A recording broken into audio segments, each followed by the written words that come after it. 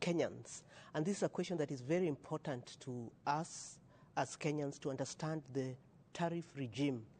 And I'm grateful that you've broken it to the token amount and the rate per token.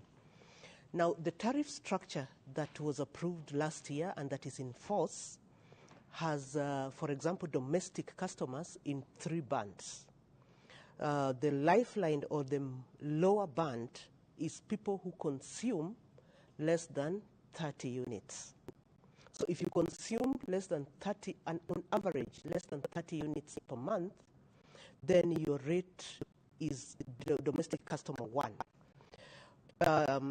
The current cost of per unit in DC1 is 16.58 shillings per unit. That is before you add the VATs and the fuel energy and all that. Right.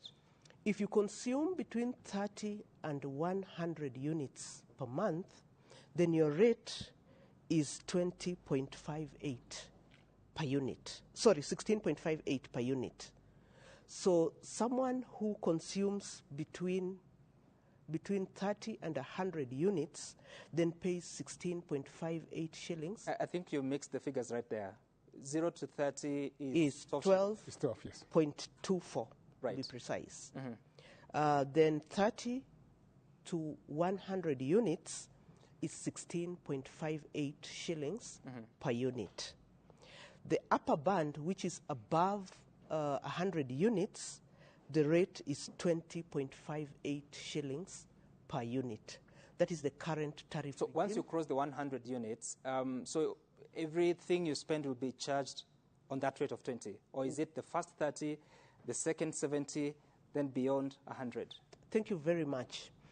The tariff is based on your average consumption. So we work out your average consumption over the last 3 months, and that determines which band you belong in.